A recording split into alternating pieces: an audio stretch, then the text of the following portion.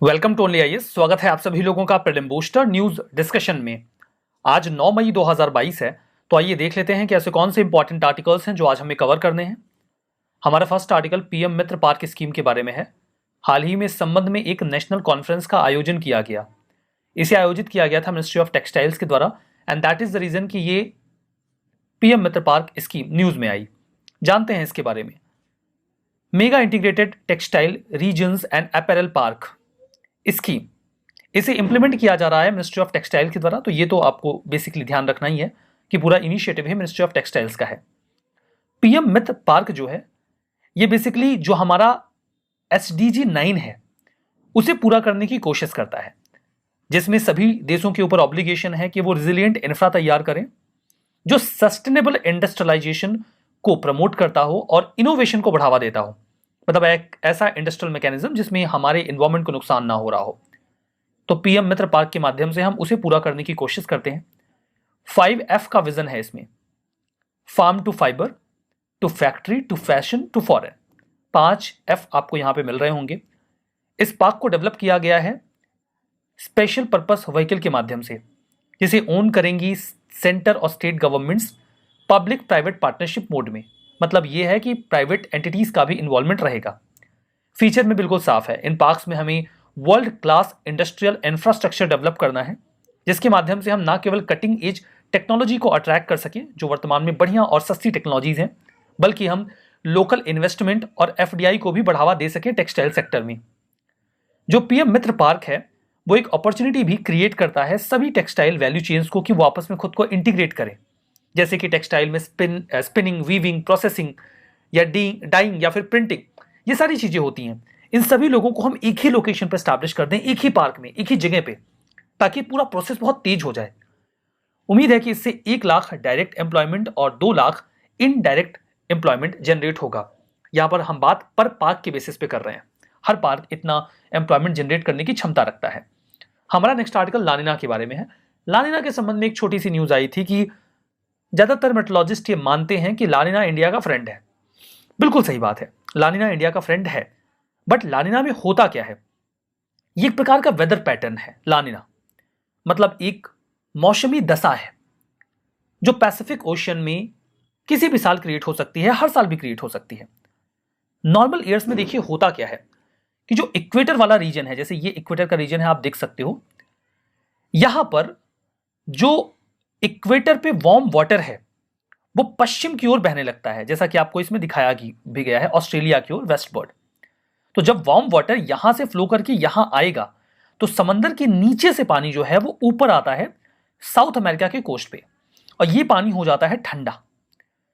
जो warm water है ये अगर ऑस्ट्रेलिया की तरफ यानी कि वेस्टवर्ड आएगा तो वो यहां पर लो प्रेशर जोन क्रिएट करेगा, जबकि ये ठंडा पानी जो डीप गहराई से समंदर के राइज होकर ऊपर आ रहा है ये यहां पर एक हाई प्रेशर क्रिएट कर देगा। इससे साउथ अमेरिका का जो कोस्ट है वो ठंडा हो जाता है। वैसे तो ये छोटा सा चेंज है, लेकिन ये ओशन के टेम्परेचर को हैविली इफेक्ट करता है, क्योंकि इसके बाद जो गर्म हवाएं हैं वो इस ठंडे क्षेत्र से इधर आना शुरू हो जाएंगी। वो अपने साथ मॉइस्चर लेकर आएंगी और उसी की वजह से ऑस्ट्रेलिया, इंडिया और बाकी जो साउथ ईस्ट एशिया का रीजन है वहां पर अच्छी खासी बारिश हो जाती है।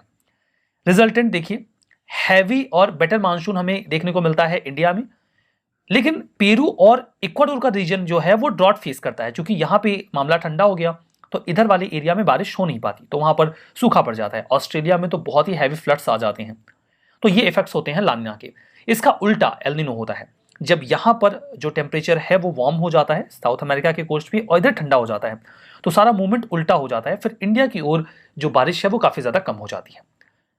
यूपीएससी 2023 के लिए कुछ इनिशिएटिव्स हैं ओनली आईएएस के, बता देता हूं मैं आपको। पहला तो बिल्कुल वही है, प्रारंभ 1 2023 की बैच वेल प्लान शेड्यूल के साथ एनसीईआरटी की वीडियो लेक्चर्स, प्री और मेंस की वीडियो, सीसैट की क्लासेस, टेस्ट, करंट अफेयर्स, सब कुछ, और एक कंपोजिट कोर्स 2023 की तैयारी के लिए। फर्दर प्रैक्टिस के लिए शेड्यूल्ड वे में आप अपनी तैयारी करना चाहते हैं तो वेल प्लान्ड शेड्यूल, प्रीलिम्स का टेस्ट डेली बेसिस पे, सीसैट ऐसे टेस्ट, एकदम सिस्टमैटिक प्रिपरेशन के लिए आप आईडीएमपी ज्वाइन कर सकते हैं। कोर्सेस ये प्रारंभ आपको मिलेगा video.onlyas.in पे और आईडीएमपी मिलेगा dpp.onlyas.in पे बेसिकली। और अगर आपको इस संबंध में जानकारी चाहिए तो आप कॉल कर सकते हैं, जो कॉन्टैक्ट नंबर्स गिवन होते हैं ओनली आईएएस के लिए, या फिर आप मेल भी कर सकते हैं। हमारा next article nuclear suppliers group यानी कि एनएसजी और यूएनएससी के बारे में है। फ्रांस ने एक बार फिर से दोहराया कि वो बिल्कुल कमिटेड है कि इंडिया को परमानेंट मेंबरशिप मिलनी चाहिए यूनाइटेड नेशन सिक्योरिटी काउंसिल में। फर्दर वो भारत की जो एंट्री है उसे न्यूक्लियर सप्लायर्स ग्रुप में भी समर्थन देता है। बात करते हैं न्यूक्लियर सप्लायर्स ग्रुप यानी कि एनएसजी के बारे में। इसे 1974 में बनाया गया था। इंटरेस्टिंग बात यह है कि आज इस संस्था की मेंबरशिप के लिए इंडिया बिड कर रहा है। ये इंडिया के अगेंस्ट में ही बनाई गई थी। जब इंडिया ने उस दौरान न्यूक्लियर टेस्ट किया था स्माइलिंग बुद्धा नाम से, उसके अगेंस्ट में इस ग्रुप को तैयार किया गया था। 48 मेंबर्स हैं एनएसजी में। ये एक एलीट क्लब है ऐसे देशों का जो इस बात को इंश्योर करते हैं कि जो न्यूक्लियर टेक्नोलॉजी है, फिसाइल मटेरियल है, वो किसी भी देश के पास जाने ना पाए, ताकि कोई भी न्यूक्लियर वेपन्स ना बना पाए। आज इंडिया इसी संस्था को ज्वाइन करने को लेकर बिड कर रहा है और कभी ये भारत के अगेंस्ट में ही बनाया गया था। जो ग्रुप है ये न्यूक्लियर प्रोलिफरेशन को यानी कि परमाणविक विस्तार को रोकने की कोशिश करता है। कोई भी ऐसा मटेरियल, इक्विपमेंट या टेक्नोलॉजी जिससे न्यूक्लियर वेपन्स बनाए जा सकते हैं, ये उसके एक्सपोर्ट को रोकेंगे। इसकी पहली मीटिंग 1975 में लंदन में हुई थी and that is the reason कि इसे लंदन क्लब भी कहा जाता है। इसमें जो भी गाइडलाइंस लाई जाती हैं वो बाइंडिंग नहीं होती। बात करेंगे यूनाइटेड नेशन सिक्योरिटी काउंसिल के बारे में। यह संस्था 1945 में बनाई गई। यूनाइटेड नेशंस में टोटल 6 ऑर्गन्स हैं, उनमें से एक है यूनाइटेड नेशन सिक्योरिटी काउंसिल। इनके पास रिस्पॉन्सिबिलिटी है दुनिया में पीस और सिक्योरिटी को मेंटेन करने की। यह हेडक्वार्टर्ड है न्यूयॉर्क में। 15 मेंबर्स बेसिकली इसमें होते हैं, जिनमें 5 होते हैं परमानेंट और 10 होते हैं नॉन परमानेंट। जो 10 नॉन परमानेंट होते हैं वो 2 साल के टेन्योर के लिए चुने जाते हैं, मतलब 5 मेंबर्स हर साल चुन लिए जाते हैं। यहां पर देखिए जो 5 नॉन परमानेंट मेंबर्स हैं वो हर साल चुने जाते हैं, तो मैंने आपको बता ही दिया। और 5 मेंबर्स जो हैं वो परमानेंट हैं। हर मेंबर के पास 1 वोट होता है। लेकिन अगर किसी भी परमानेंट मेंबर ने नो कह दिया तो वो वीटो होता है, फिर रेजोल्यूशन पास नहीं हो पाता। एंड दैट इज रीजन कि हम देखते हैं कि कई दफा जो विवेक पावर्स हैं जिनके पास वीटो है, जैसे कि यूके, फ्रांस, यूएसए, चाइना और रशिया, इनके खिलाफ कोई प्रस्ताव पास नहीं हो पाता, या किसी भी ऐसे देश के खिलाफ जिन्हें इनका समर्थन प्राप्त है। हमारा नेक्स्ट आर्टिकल वीपीएन यानी कि वर्चुअल प्राइवेट नेटवर्क के बारे में है।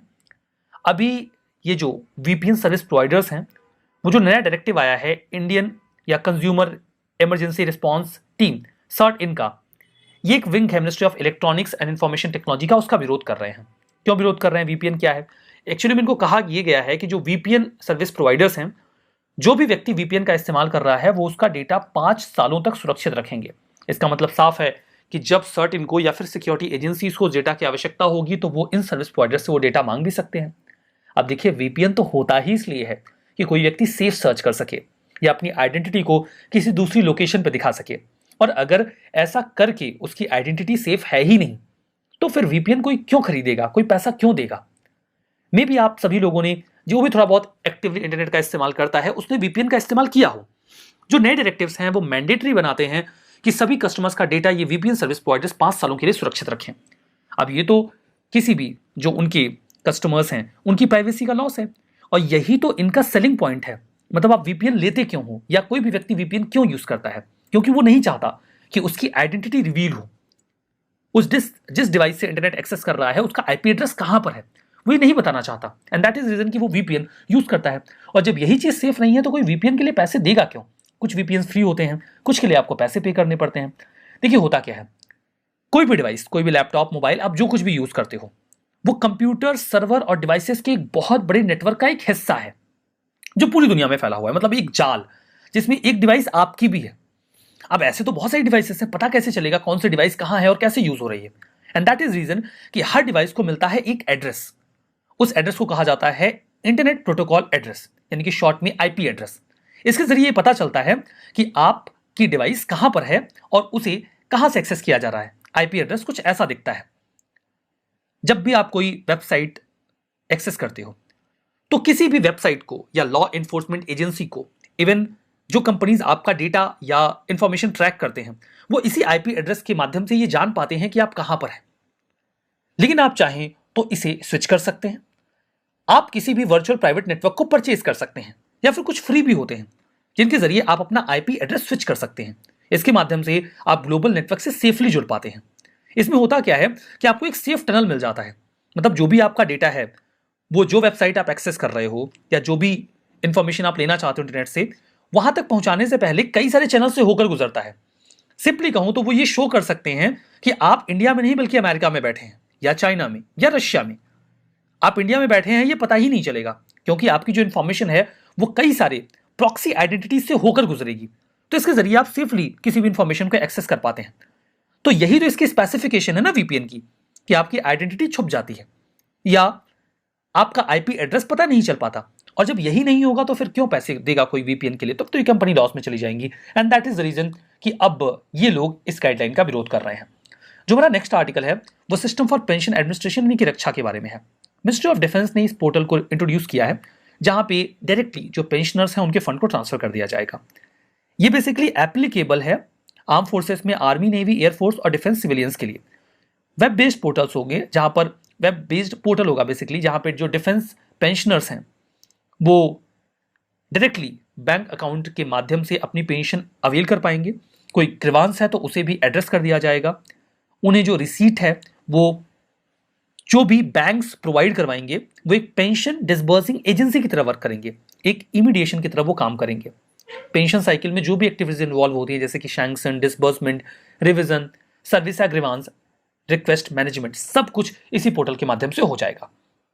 हमारा नेक्स्ट आर्टिकल फिशिंग कैट के बारे में है, मतलब एक ऐसी बिल्ली जो मछलियां पकड़ती है। कोलकाता बेस्ड कंजर्वेशनिस्ट ने अभी हाल ही में इसके ऊपर एक स्टडी करी। बात करते हैं फिशिंग कैट के बारे में। फिशिंग कैट मीडियम साइज की कैट होती है, बिल्ली होती है, जो कि कैट फैमिली की 15 स्पीसीज में से एक है। जो फैमिली फेलिडाई है उसकी 15 स्पीसीज में से एक फिशिंग कैट भी है। ये रात में चलते हैं, नॉक्टर्नल होती हैं, प्रे करते हैं फ्रॉग्स, स्नेक्स, बर्ड्स और स्कैवेंजर्स पे। इवन कोई मरा हुआ एनिमल है तो ये उसको भी खा लेते हैं। हैबिटेट की बात करें तो ये कम ऊंचाई वाले रीजन में रहते हैं, नदियों के किनारे बेसिकली रहते हैं, जहां इनको मछलियां मिल जाए शिकार करने के लिए। तो इंडस जो पाकिस्तान में है, गंगा, ब्रह्मपुत्रा, महानदी, गोदावरी, कृष्णा जो इंडिया में है, इरावदी जो प्राइमरली आपको म्यांमार में मिलती है, और छोटा सा हिस्सा इंडिया और चाइना का, इस पूरे रीजन में आपको ये फिशिंग कैट मिलेगी। ये बहुत ही बढ़िया स्विमर होते हैं, मछलियों का शिकार करते हैं, इवन डाइव करके भी मछलियां पकड़ सकते हैं, तभी तो इन्हें फिशिंग कैट बोलते हैं। वैसे तो ये साल के किसी भी समय ब्रीडिंग कर सकते हैं, लेकिन इनका भारत में जो पीक सीजन होता है वो मार्च और से मई का होता है। आईसीएन की रेड लिस्ट में ये इंडेंजर्ड है, साइट्स के अपेंडिक्स 2 में है, और Indian wild life protection act of 1972 के शेड्यूल 1 में है। हमारा नेक्स्ट आर्टिकल सागरमाला प्रोजेक्ट के बारे में है। Union minister for port, shipping and waterways ने अभी चेयर किया एक मीटिंग को। ये मीटिंग थी नेशनल सागरमाला एपेक्स कमेटी की। विज्ञान भवन में मीटिंग हुई। ये एपेक्स कमेटी ओवरसी करती है इस पूरे प्रोजेक्ट को। ये प्रोजेक्ट सागरमाला 2015 में लॉन्च किया गया था, ताकि भारत में एक बढ़िया सा पोर्ट डेवलपमेंट हो। जो 7,516 किलोमीटर की कोस्ट लाइन है भारत में, वहां पे पोर्ट्स को हम मॉडर्नाइज करें, उनका मैकेनाइजेशन करें और कंप्यूटराइजेशन भी करें। सागरमाला प्रोग्राम भारत में जो लॉजिस्टिक कॉस्ट होती है एक्सपोर्ट और इंपोर्ट की, उसकी सप्लाई चेन को बेटर करके उसे कम करने का प्रयास करता है। फर्दर ये इंडिया के मर्केंडाइज एक्सपोर्ट को 110 बिलियन तक बढ़ा सकता है 2025 तक, और 10 मिलियन नई जॉब्स भी क्रिएट कर सकता है, जिसमें 4 मिलियन डायरेक्ट जॉब्स होंगी। तो ये तो मामला रहा सागरमाला प्रोजेक्ट का। हमारा नेक्स्ट आर्टिकल वेस्ट बैंक के बारे में है। एक्चुअली में है ये कि लगभग 1000 पैलेस्टीनियन इनहैबिटेंट्स हैं, जिनको वेस्ट बैंक के एक रीजन जो रूरल एरिया है वहां से डिस्प्लेस करना है, उस पूरे एरिया को एविक्ट करवाना है, और वहां पे 1000 पैलेस्टीनियंस हैं। उस एरिया को जो इजराइल है उसने डिजिग्नेट कर दिया है मिलिट्री एक्सरसाइज के लिए, तो वहां पे रहने वाले पैलेस्टीनियंस को, यानी कि लोगों को वहां से हटाया जा रहा है।